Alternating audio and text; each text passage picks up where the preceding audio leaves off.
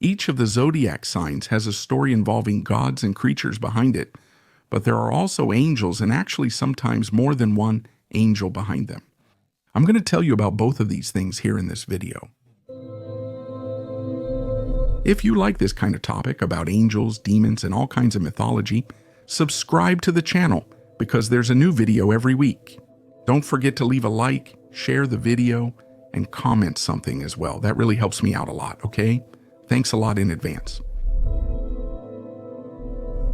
Like I said, each of the zodiac signs, which are usually 13 at least as far as I remember, has an origin story behind it, and it's usually a story from Greek mythology. However, Cornelius Agrippa, in his book The Three Books of Occult Philosophy from 1531, talks about the 28 lunar mansions, which is the time it takes for the moon to complete its cycle, and each of those days is a different mansion. In the past, astrologers used these mansions to follow the course of the seasons. And it's very possible that this division of the sky is much older than the signs of the zodiac, although nowadays, right?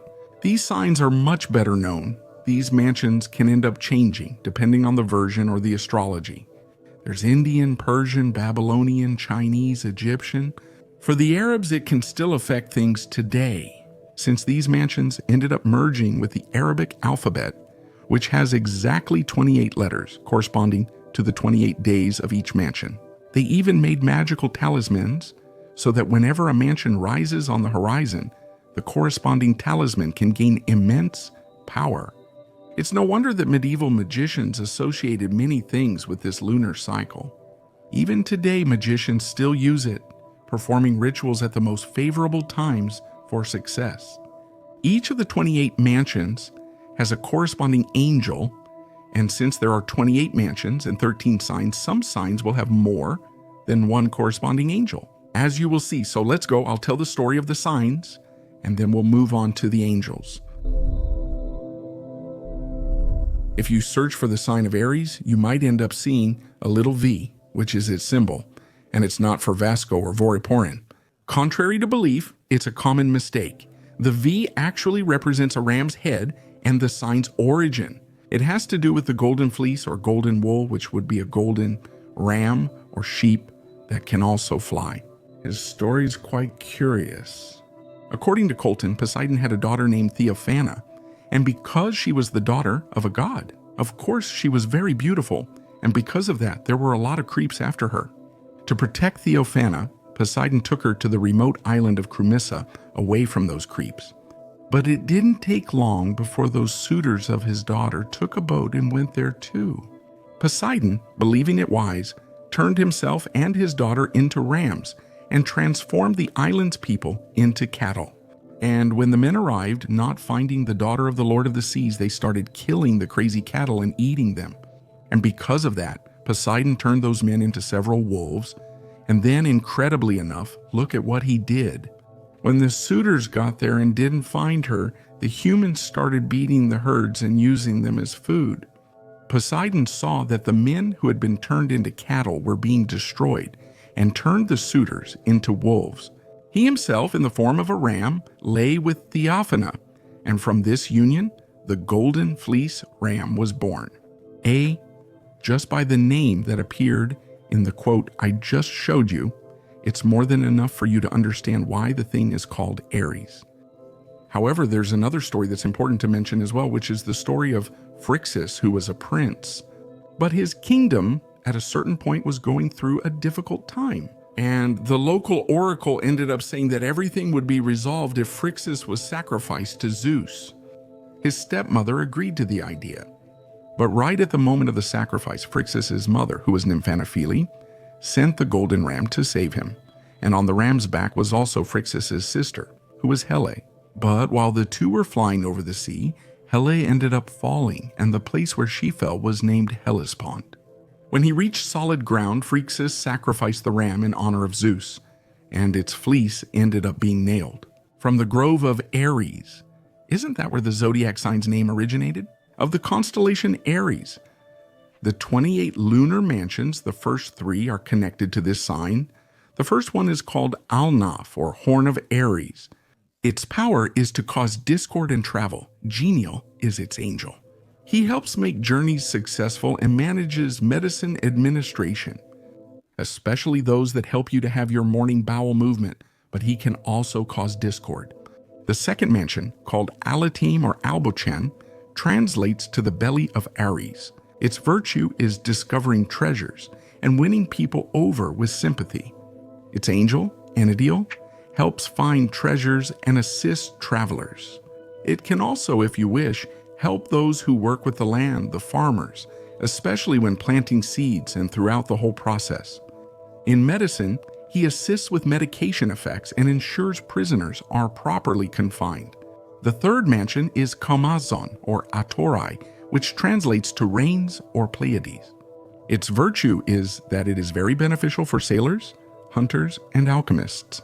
Its angel is Anixiel. He helps sailors, protecting them from the dangers of the seas and bringing fish to them.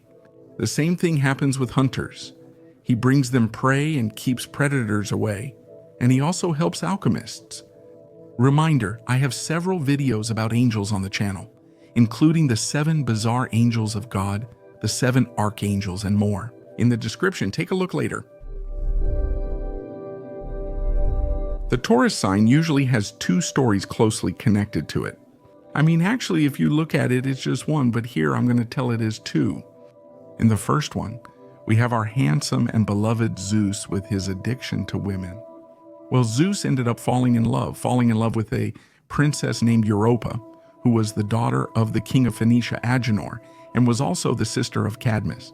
But since Zeus couldn't appear to her in his real form, because otherwise she would turn to dust, he decided to transform himself into a bull and went to her. And he kidnapped Europa. Zeus took her far away from Phoenicia to the island of Crete.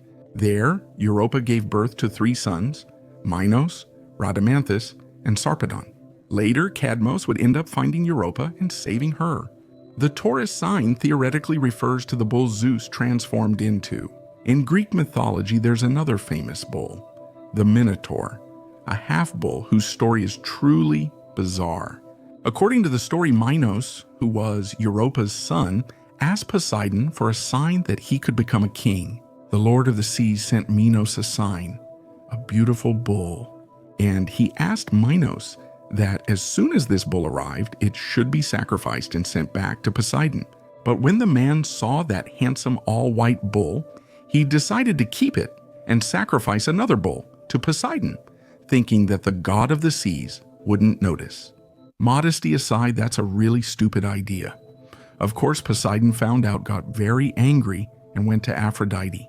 And together, they decided on a punishment for Minos, which is quite a heavy punishment, right? It's a pretty harsh punishment. Aphrodite made Minos' wife fall in love with the bull, and not only fall in love, but also sleep with him.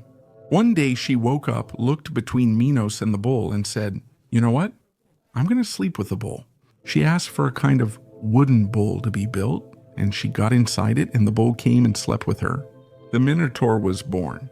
Minos built a labyrinth for him, and later Theseus killed the Minotaur. The Taurus seed is linked to 2 mansions, the fourth being Aldebaran or Aldelaman, meaning bull's eyes or bull's head. Its virtues would be to cause destruction and obstacles to buildings, fountains, wells, and gold mines, to make crawling animals flee, and also to sow discord. And as you can see, the labyrinth fits very well with this mansion. The angel of this mansion is Azariel, who, in Judaism, is the angel that governs all the waters of the earth. But he is also a very unstable angel. He can suddenly want to cause a lot of trouble, like attacking fountains, wells, buildings, and all kinds of places. The other mansion is called Al-Katai, or Al-Bashai, but I couldn't find the meaning despite my research. Its main benefit is aiding with returning from trips, instructing scholars, and confirming buildings. It offers health and goodwill. Her angel is Gabriel, and yes, it's the same Gabriel you're thinking of, the Archangel Gabriel. God is my strength. I've already made a full video about him, linked in the card and description. But in short, Gabriel is already a very complex angel when it comes to his appearance. Even today, when we mention angels, Gabriel is often thought of as an angel with a man's face. Angels, at least most of the time, don't have a defined gender, so it's very common for Gabriel to appear with a more feminine face, or even with a woman's face. Gabriel was God's main messenger, receiving the most important missions, like announcing the birth of Jesus to Mary or also the birth of John the Baptist. Besides being the angel who has the trumpet of the apocalypse, he will blow this trumpet when the end times come. The constellation of Gemini is related to the story of two very famous heroes from Greek mythology, Castor and Pollux, who obviously are twin brothers. And they are sons of Zeus, who, as you may have noticed, Zeus will appear several times here in the video. Their story or birth is about Zeus and Leda. You've probably already heard about it, or at least seen the image of a swan near a woman. In this case, that swan is Zeus. He saw Leda, became interested, but this time, instead of turning into a bull or an ox, he turned into a swan. From this encounter, Leda laid 2 eggs, which is odd, but it gets even stranger. 4 children hatched from these eggs, Castor and Pollux from one, Helen and Clytemnestra from the other. The twin brothers appeared in several stories. In the story of Theseus and Pirate House kidnapping Helen, they both go and rescue her. Castor was an incredible horse tamer and a good rider, while Pollux was a great fighter. They were very close and almost inseparable, and they did everything together. During the Argonauts' journey, there was a moment when a great storm occurred, and at that time, Orpheus, with his harp, managed to calm everything down. And after the storm disappeared, 2 stars appeared above the 2 brothers. And they say that after that, they became 2 protective deities of sailors. After that, they took part in a war with Idas and Lynceus, and in the middle of that battle, Castor ended up dying. And Pollux, very much like Winchester when Sam died for the first time. He begs Zeus to let him switch places with his own brother. Zeus then allows it, but there's a catch. They would live in alternating moments.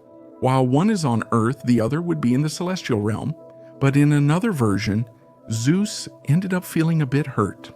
To honor the brothers' affection and loyalty, he made them stars, creating the Gemini constellation, the twins in space. Both, like the Dioscuri, were honored as sons of Zeus. They reportedly joined multiple battles at will, fighting for both sides. For example, in Rome, it is believed that they helped the soldiers in the Battle of Lake Regillus, and afterwards, a temple was even built for them. They were so alike that mortals could never tell them apart from each other.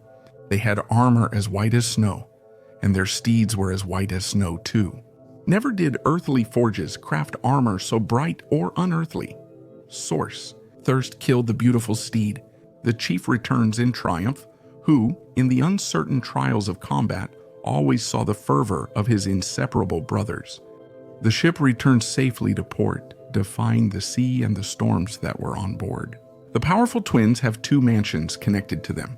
The first is Altana, or Alkaya, which, when translated, means a small star of great brightness. Its virtue is to drive the hunted house to besiege cities and seek princes' revenge. It destroys crops and fruits and hinders the work of doctors. Her angel is Duraciel. They say this angel is connected to one of the 7 princes of hell, or electors of hell. If that's true, he'd be a fallen angel. But when it comes to the mansions, he is the one who guides the hunters, and also the princes who sought revenge, and the people who surround the cities. If he wants, he can destroy plants, fruits, and all kinds of crops, and also interfere with the healing of diseases. The second is Aldemiac, or Alarzac, which translates to the arm of twins.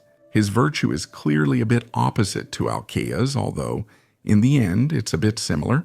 It favors profits and friendships. It is beneficial for lovers, drives away flies, and destroys medicines and miraculous cures. Her angel is Esquilio. He helps couples and friends and helps with gaining things, which isn't necessarily just money. And he can also work with those who have authority. The sign of Cancer is represented by a crab, which, in case you didn't know, is an obvious reference to Mr. Krabs from SpongeBob. No, just kidding, that's not it. This crab is actually connected to the story of Hercules. One of the 12 labors, the second, is the Hydra of Lerna. For this task, Eurystheus, following Hera's orders, sends Hercules to a swamp to face the Hydra, a multi-headed serpent that releases deadly poison. Initially, Hercules struggled against the monster since each time he cut off a head, another grew back. But then his nephew Loles suggests that each time he cuts off a head, he should burn the wound. That works, and no more heads grow. However, when Hera realized that Hercules would win another battle, she ended up sending some crabs to help the Hydra. Which doesn't make sense, right? If the multi-headed, poison-spitting monster from hell can't do it, they obviously end up dying. And then Hera rewards their courage by turning them into a star. Another version claims it's not several crabs, but just one named Karkanos. Or, in Roman, Cancer, which is a giant crab, well, giant in quotes, right? Because they say that when it came out of the water, it pinched Hercules' feet and ended up being crushed. And it also went to the sky. Cancer also has two corresponding mansions. The first is Alnasa, which means misty or cloudy, which according to what is written, its virtue would be to promote love, which can be friendship or marriage and even money. Curiously, this part matches your crab very well. She helps companions on journeys, scares rats, brings afflictions to prisoners, and keeps them locked up. Your angel is Amenadiel. He, of course, creates love, friendships, happy moments, protects travelers, and gives them incredible moments as well. And with rats, there's also a metaphorical meaning, in other words, those terrible people, and it can also imprison people. The second is Archon, or Arcath, the lion's eye. This mansion causes obstacles for harvests and travelers and creates discord among people. Its angel is Barbiel. And although this angel is in a mansion that has connections with the sign of Cancer, he can also have connections with the sign of Leo. And being an angel of archangels and from the choir of virtues, he's said to be interested in astrology and represents many things. They say that actually there may be two angels named Barbiel, one of them being a fallen angel, and among those who rule over hell. In the mansions, he causes fights among humans, harms the crops and travelers. Guys, of course, there's still a lot more to be said about these signs and mansions. And if you want a part 2, leave a like and share the video. If you enjoyed it, subscribe to the channel. See you next time. Thanks.